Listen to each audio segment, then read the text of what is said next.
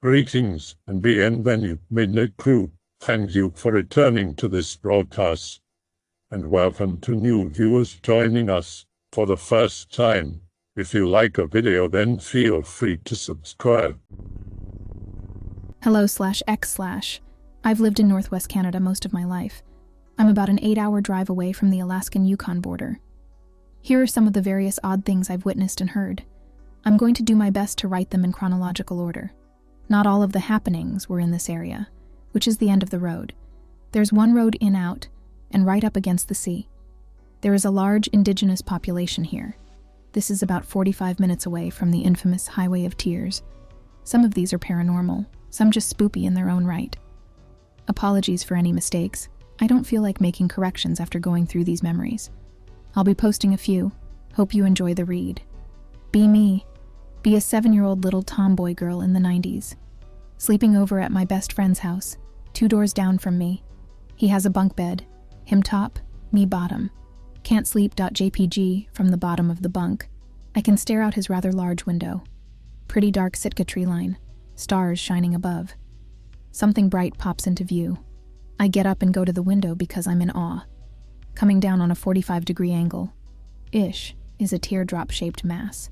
The best way I've described it is Goku's Kamehameha, but silver, with sparkles popping off. It's shiny and spectacular.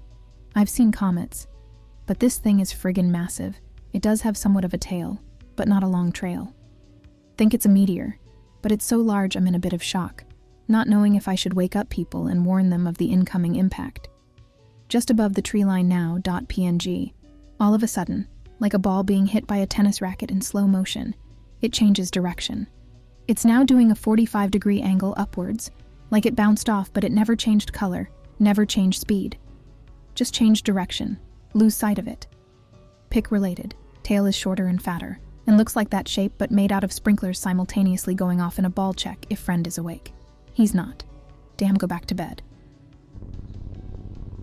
This story brings tears to me every time I tell it, but in a good way. 2 pieces because it's too long. Be me. Be 7 years old. Beg my mom for a kitten. Mom gets kitten, and I are best friends forever. Boots was her name, as she was black and white with little black boots as paws. Boots in window every day when I get home from school. She knows what time to wait. Have a bunk bed, but it is strange as bunk beds go. The bottom is a desk, and the ladder up is wooden, with triangles periodically going up in a thick slab of wood. Boots sleeps with me every night. She leaves scratch marks on the top triangle. One day we're cabbing home from the grocery store, as we're poor. Hear horrified gasp come from my mother on the way up the hill, but can't see what she's gasping about. Leaves house as soon as we get home, telling me she'll be right back. Boots was hit by a car when she was let outside. Why we ever had an outdoor cat, I'll never understand. This is a town smack dab in a primeval forest. Eagles, foxes, grizzly, and black bears are just a normal part of life. I'm heartbroken, crying my eyes out in my Pocahontas pajamas. My mom crying too. Go to bed. There is a window next to my bed that lets in moonlight. Curl into a fetal ball, sobbing myself to sleep, almost asleep.jpg. All of a sudden I felt a weight behind my knees. I'm confused as I know Boots is gone for good. Move my torso up, but don't shift my legs. Out of habit, that's where Boots used to sleep. There she is, the moonlight shining on her, curled up behind my knees. She looks shimmery like the moonlight, almost see-through, just this gleaming, shimmery Boots. Shock.avi. I blink and she's gone. Can't feel the weight. To this day, I believe she came to say goodbye and begin her eternal sleep with me at her side. On a side note, I saw this neat Mexican lady who could read your aura from this machine that captures a photo of it. She said I had the spirit of a cat. Asked me if I could call stranger cats over, if I talked to them. Not something one could typically cold read. I wasn't wearing anything cat-related. Surprised, because it's something I can do to this day. I can meow at a cat that's a complete stranger, and it trots right over to me.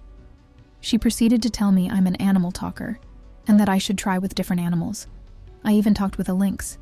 Pick-related, the lynx I spoke with for 10 minutes before another vehicle came down the dirt road. Last year. Be me. Be babysitting a house with my mom for her friend downtown. Her house is a trailer, but it's pretty nice. Be summer, approximately 2 or 3 a.m. Wake up thirsty. Go to kitchen sink to fill a glass. There is a set of blinds covering the kitchen window. They are partially open, but mostly closed. Bright green light flashes so bright, I'm blinded. I drop the glass in the sink. Pick related. It was like this color, except so bright it blinded me momentarily. It was so bright I wasn't even sure of the source, but I knew it came from the blinds. Run to bedroom my mom is sleeping in. Shake her vigorously, but she won't wake up. Scream. Shake. Her eyes just roll a tiny bit open to roll back in her head. Terrified.png. Slide under covers and go to sleep. Fast forward to when I'm 13. We've moved a half street over from the Boots' home, into the house my grandma moved out of. We lived there for a couple years. Be me. Start hearing noises outside my window at night. Tell myself it's my stereo making weird noises when the CD ends. My face. When I unplug the stereo and keep hearing the noises, try to ignore. Start feeling like I'm being watched while I walk to and from school. New reports of car break-ins on the street. My mom is with my stepdad. Cool dude. She's still with him to this day. She's cleaning the windows of the house. I hear her call me into the kitchen. Anon, I just cleaned these windows. Did you put your hand here? My face. When I see a hand, perpendicular to the window, as if someone was trying to slide it open.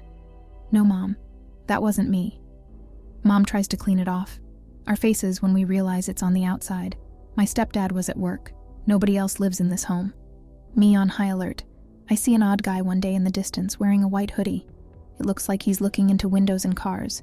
Looks at me. I walk to school through the gully. It's a shortcut down a hill and through some woods. We just call it the gully, even though there's a bunch of them 3 points of entry. One where I enter from my home, one where I exit to go to school, and one separate sidewalk connecting that's in the middle, perpendicular to the main one I take to school. The entry I usually take is at my old elementary school that closed down. It's on top of a hill. Behind the old school is a big field with trees on one side that are a part of the gully. Across the field, there is a road and a gas station. After school, walk down a different street. Don't enter the gully at all, because he saw me walk in it. I'm walking down the sidewalk across from the gas station, right at the fence of the field. I look up. At the top of the gully on the sidewalk is that same man. He's just standing, facing me, staring.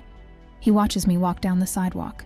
I'm terrified, because I know there's another back path that intersects the short one I'm going to run across to my home. I speed walk home. There are many back paths. Because of the amount of snow, our streets are designed mostly like a horseshoe. However, mine was not. It was straighter, with many a few entrances. I enter the back paths where the distance is shortest to my home. Go to bed, still thinking about what happened. Go to sleep. Wake up hearing the shuffle noises again. Have curtains drawn. Won't look. Then I hear it, the sound of someone trying to open my window. Scream.mp4. My stepdad flings out of the bedroom, just next to mine, while I simultaneously flee my room. I look at him in the hall and yell, "Someone's trying to break in my room." Stepdad runs to back door and enters backyard. No one. That morning going to work, our neighbor was leaving at the same time as they worked at the same place. Same shift.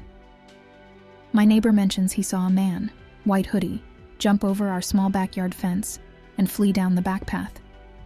Mother asks older grade 12s to walk me to and from school. He was never caught, never found, and as far as I can tell, never came back. Thank goodness shortly after we moved to an apartment as my grandma, and then Grandpa finally sold their home. I was relieved to live on a second floor in an apartment where he couldn't reach. This one wasn't paranormal, but damn creepy. B16. B sleeping at new friend's house with her best friend that I'm also friends with. Let's call them Sarah and Michelle. We're sleeping at Michelle's house. Her parents are home, but we have privacy. Michelle has a bed up against the wall. Sarah is sleeping on the outside, closest to the door that was slightly open. I'm sleeping on the floor because I don't give a F. They're asleep. I'm still up because I'm used to sleeping in complete darkness, and the hallway light is in my face. Door creaks more open. Michelle's dad watches us. I assume he's just checking on us. Notice Sarah is still awake too, not making a sound, pretending to be asleep. Think we'll get in trouble for being up late, so I pretend to be asleep too. He keeps watching, longer than just a parent checking on their kid, my face. When he enters the room, I'm frozen, but watching through my squinted eyes. Sarah is half exposed because Michelle had quite the duvet. She's wearing shorts, one knee raised up, facing Michelle, sleeping on her side. He approaches Sarah, puts his hand on her leg. What? I'm on high alert. I see he starts to slide his hand up, trying to grab her. Nuh-uh, not on my watch. I cough loudly, pretend the cough woke me up. He had very quickly removed his hand. Hi, Michelle's dad. Do you need something? Bitchy tone. I was a kid. I wasn't used to giving adults shit. This was the best plan I came up with. Let him know that I know, and that I'm watching. No. Sorry for disturbing your sleep. I wait until I can't hear him stirring. Proceed to whisper to Sarah if she's awake. She's asleep by now. Next day at school, pull her aside. She admits that this has been going on a while. She tries to pretend to be asleep, occasionally stirring in hopes of scaring him off. I ask her why she won't tell Michelle, why she won't tell anyone. Tell her I'm a witness and I'll back her up. Get this. She didn't want to cause Michelle problems. They're best friends and she didn't want to ruin her family situation or cause her embarrassment. I keep my mouth shut, pissed off that she won't speak up, but it's not my call. 1 year later, after we graduate, Sarah speaks up. Michelle's mom divorces her dad, but no charges were laid. This one is also not paranormal, but easily one of the times where I was in the highest state of fight or flight. Some of it will sound cliché, but this is what truly happened. To this day, me and my old roomies wonder if he has anything to do with the Highway of Tears. Be 18, be living in one town over 45 minutes away, attending college. My roomies are a couple. Let's call them Ashley and Marvin. Marvin, Ashley, and I decide to take a trip to my old town. About 20 minutes in, there's a cell phone dead zone. This is when cell phones were still relatively newish. Our area is far away, so towers are new as well. My cell looks like a bar of soap when closed. We're driving in the dead zone. The belt of the truck breaks. Oh crap, the truck is overheating. Marvin pops the hood, starts checking why the truck crapped out on us. Ashley and I are chilling in the truck. When Marvin decides that the belt snapped, he pops in the truck. We're talking to each other to weigh our options. Enter a red truck pulling up behind us. This is Canada, so it's normal for people to check on breakdowns. Exit man, medium height, reddish balding hair, middle-aged, my guess is about 50, with a mustache, wearing a classic Canadian tux, jean jacket, jean pants, some flannel underneath. Guy walks up to Marvin's side. Marvin rolls down his window. Does anyone know you're broken down out here? Internal panic, Dex. No, hello. No, are you okay? No, do you need help? Just a, does anyone know you're here? His face makes no smile. His eyes look like that of a shark's, a predator's. All three of us are immediately on high alert. He's staring at Ashley, and I like we are food. I speak up and stammer. Yeah, I called my dad, just a busted belt. He's going to fix it. Don't worry about us. He should be here in about 10 minutes now. Sorry to waste your time. This man doesn't say a word and walks backwards towards his truck. I'm internally panicking. Did he call my bluff? We're in the dead zone. He temporarily stops next to his driver door, still facing us. I'm thinking he's about to grab a gun from the bed of the truck. He slides in, drives past us, staring at us the whole time. More panic. Couple minutes later, drives back towards where we came from. Now, why would he be going the same direction as us, then go farther up and turn direction? It was obvious. He was hunting. We get scared after he passes us again, once again staring into our souls. It seems my bluff held up. He hasn't returned. I make a beeline down the highway.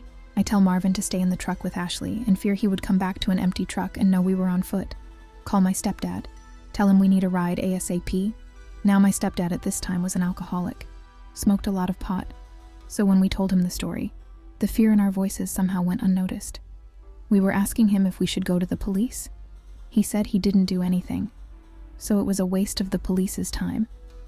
Must have seemed like an over-exaggeration. Years later, I ask him if he remembers. He does. But when I retell it, he was in shock. He hadn't realized how extent of the danger we felt we were in to this day. I regret not going to the police. We told Marvin's dad, who is also an alcoholic. His reaction was the opposite of my dad's. He was sure this was the guy on Highway 16, the Highway of Tears. I've kept tabs on the missing people. One disappeared the same year Marvin's truck down. I've never heard his description anywhere. Never see him again. This is in the town my college was in. A small reference to the animal talking. Be me, be 19. Living in the same town my college was in with Marvin, and I decide to visit the local cemetery. It's the daylight. It's not meant to be a spoopy trip. Just wanted to check it out. Marvin is on one end, I'm on the other. A fox trots onto the grass. Oh my god, a fox.gif. I decide I really want to pet this fox. I lay on my back on top of a grave. Fox looks curious. It knows that's not normal for people. I sort of do that thing cats do when they're laying on their side and beckoning you to play. Stretch out my arms slowly like I'm stretching. Realize, for some goddamn reason, I've got a spare boiled egg. Put the egg half in my mouth, lay all on my back.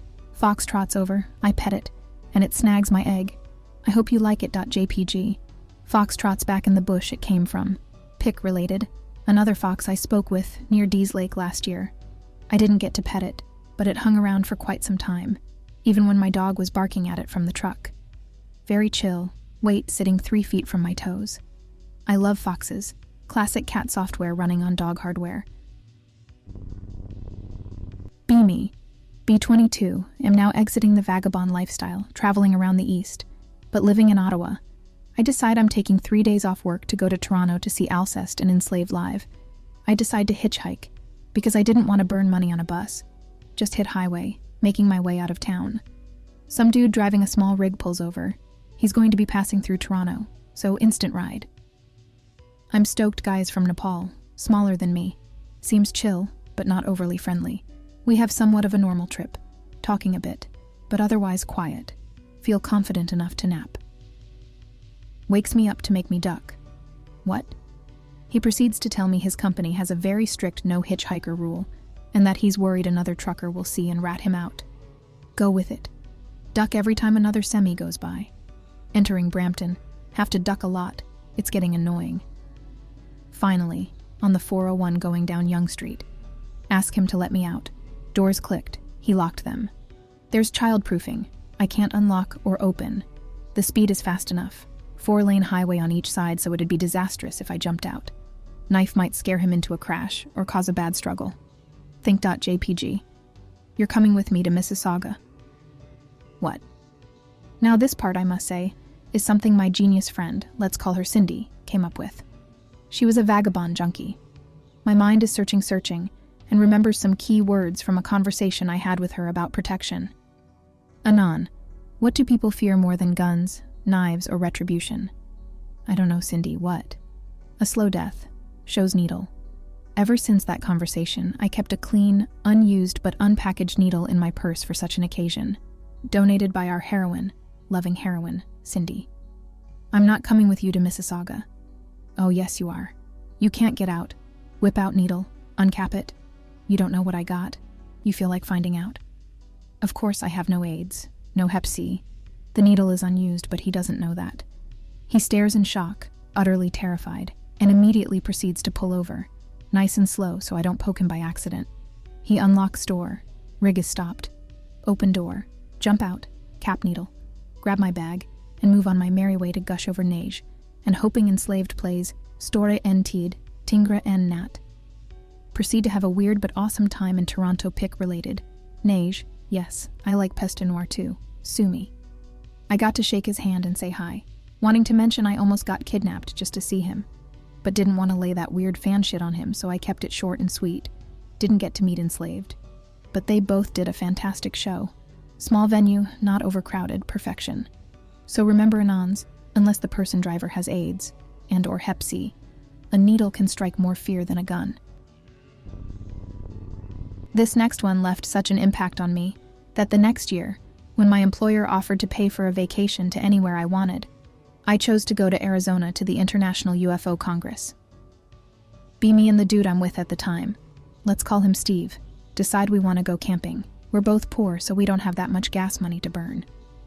I go on Google Maps, see off a bike path, on the outskirts of Ottawa. I think it was on the edge of Canada. There is a small lake. I pick the spot. We head down the bike trail. We go off trail through the woods until we reach the lake. It was more like a really deep puddle. If it wasn't boggy, you could easily swim across and back without breaking a sweat. To canoe, the circumference probably would have taken 15 minutes tops. We're still happy. Nobody else is around, and in the distance I hear elk making their noises on an elk farm. Set up camp. Make fire. Light candles at twilight. We're both just watching the sun go down, taking in the sunset over the lake. From our left side of the lake, we see something coming over the tree line. My face. When it's a friggin' UFO, coming over the tree line, maybe 60 feet above, very close gawking.jpg. It's coming over the lake right towards us. I've heard enough abduction stories that I go into DEFCON 2 stomp fire, blow out candles, duck into the tent calling Steve to come hide. He doesn't move, just gawking. I'm 8 peeking through the mesh on the door of our tent. Pick related. It was this shape, but the bottom dome was made out of balls of light, all swirling like electrons around an atom, very quickly. Watching the pulsating blue, purple, red hues. Not a sound. Feel a humming elk or silent. I'm DEFCON 1 by this point. The thing is right above our heads, hovering above the lake. Slowly starts moving back the way it came. None of us thought of taking a photo. I was terrified, and he was in awe. Not sleeping tonight.jpg. I did some research afterwards. I Google mapped the area once again, checking reports to see if anyone else saw it. Noticed that near the mini lake is some kind of military land. Interesting. It had gone in that direction. Because of this experience, when my employer offered me a trip to anywhere I wanted, I ended up attending the International UFO Congress in Scottsdale, Arizona. There was a Russian man there selling Gen 2 binoculars, but at night, he'd allow us to use them. You could see so much in the sky. If you want to see UFOs, get some night vision goggles. They were zooming everywhere. Goddamn. Mini story related to the conference. I won't greentext this one. I bought myself a crystal pendulum because it was gorgeous and I wanted to mess around. One older dude I mentioned, who was super cool, let's name him Vincent, was interested in visiting Sedona. We went to Sedona, skipping a day of presentations. I pulled out my pendant, and no matter where I was facing, it would swing in the direction of Sedona. We drove around, because there was some gate in the direction the pendant was swaying. I guess you had to pay to go in this area, but Vincent didn't want to go in. So I kept experimenting. Within 2 clicks of the Sedona territory, my pendant wouldn't stop going in the exact same direction. Be 3 years ago. It's Christmas Day. Working at a liquor store. Doubletime.png. Go outside for some air. Love the smell of winter. Look up. What? There's a weird luminescent triangle, zooming just above the power line. It's bright orange, and it even has the see-through bit in the middle. No noise, just zoomed until it went past the tree line. No idea what that was. It was small, but pretty fast, and it didn't seem to be affected by wind or anything. Okay, fast forward now. This was the second most terrifying moment in my life besides the highway person hunter. Be me and random vagabond friend from town I went to college in. We'll call her Tina, be 30 now. This was during fall, the fall before COVID happened. Tina wants to go to the next town over, someone I lived in with Marvin and Ashley, to visit some friends. She doesn't have a car, so I drive us. Be late, like 2 a.m.-ish. We're slowly making our way back. We decide to pull on this dirt road before hitting the highway. We pull off the dirt road in this little mini dirt road that abruptly ended. Tall, half-dead grass on both sides. I see something on our right. It's taller than the grass. Taller than the car. I can't make it out. Got weird feeling, but ignore it. It's really dark. It's often overcast here. And there's no lights but my headlights, which the grass is blocking for the most part. Step out of car. Want to get a better look. It seems like some kind of structure, but I can't make it out because it's too dark. Not moving. Get heebie-jeebies and get back in driver's seat. I'm looking out the windshield. Passing through the tall grass and stepping in front of my car are 2 skinny black legs in stride. The thing is so tall, all I can see is legs. I can't see fur, can't see skin even, but I can make out the knees of it walking. Blacker than black, so tall I only see up to lower mid-thigh. Simultaneously, I hear Tina scream. She's looking out the passenger window, face pale, the same side the structure was on. She screams that she saw some kind of weird black face, and that it disappeared into the tall grass. I scream about the bipedal creepy legs that just passed right in front of my car. I reverse and noped out of there as fast as I can. Proceed to freak out all the way back to town. Pick related, like this sort of, but slightly thicker legs, really black, no hand, and it just walked the other direction. Kind of slow gait. Now, I went back to the same spot during daylight. The structure I was looking at was a really high, broken-down tractor. The bump in the middle I saw, no idea. The bump I saw was on top of the roof, in the middle, probably between me and the tractor. That bump was thrice the height of my car at least. Whatever it was that walked by my car had to have been at least 12 feet tall, gauging by where the mid-thigh was at the very top of my windshield. So either there was two of these shadow things when I stepped outside, and I got dangerously close to one trying to figure out what the tractor was, or the original thing was so tall that when it was walking by the car, it bent over to peek through the grass at the passenger window. I have the chills right now just recounting this. I have no idea what it could have been.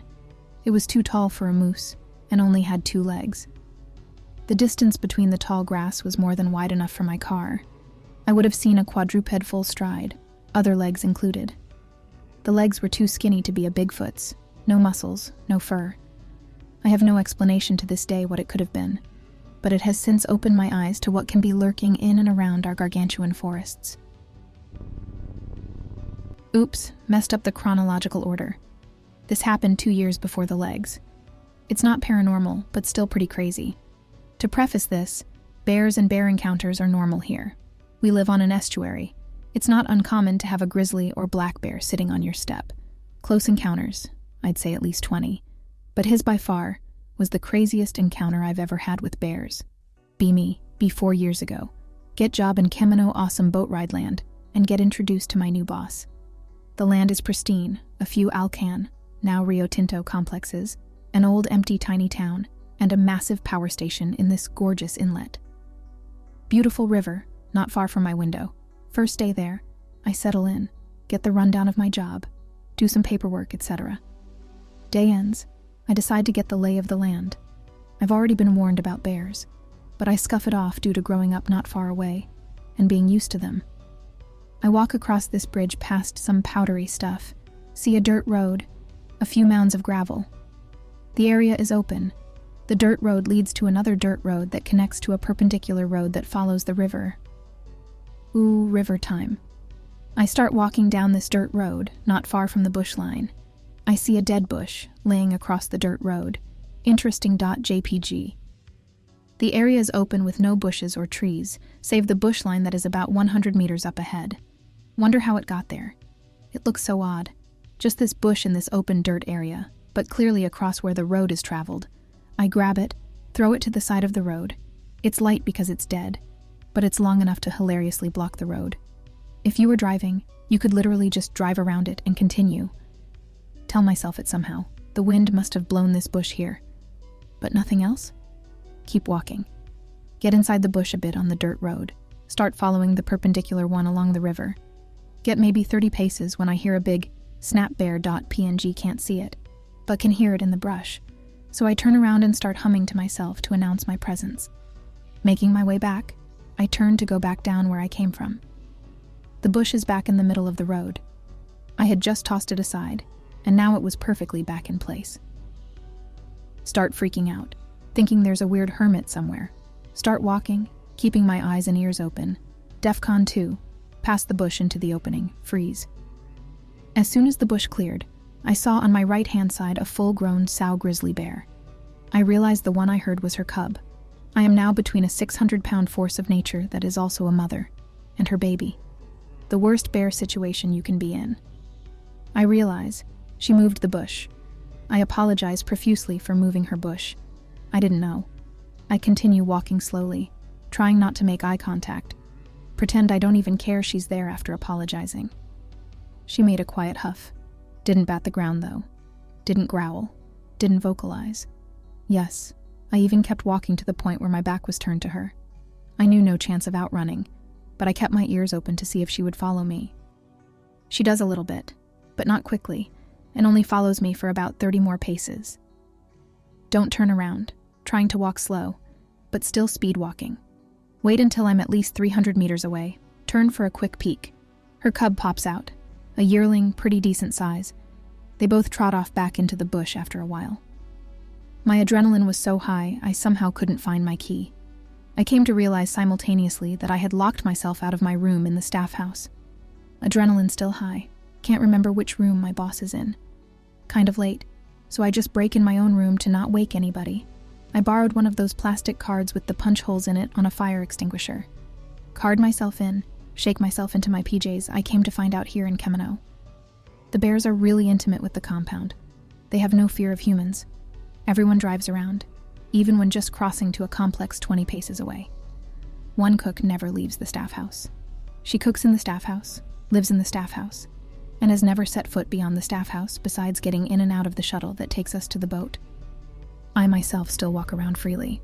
That being said, I would peek out the door, listen, sniff, walk out slowly, peek around all possible corners before crossing. I watched 2 grizzlies mate one day. It was spring. And you know what they did after giving everyone a show right on the lawn? They had a post-coitus date at a small pond, tenderly snuggling. After living with bears for almost 30 years, I learned that grizzly bears have post-coitus dates, and somehow understand that you can send a message to the humans by putting a dead bush across the passageway, warning all would-be travelers that she and her child are frequenting the area. I used to work at a hunting store, one time getting a view from a grizzly attack survivor of the kinds of damage a bear can do when it's not even serious. Thank you, Mama, for trusting me. I hope that you enjoyed tonight's broadcast. If you enjoyed tonight's story, then please subscribe to the channel as more green texts will appear daily. A new broadcast will appear when the clock strikes midnight Central Time.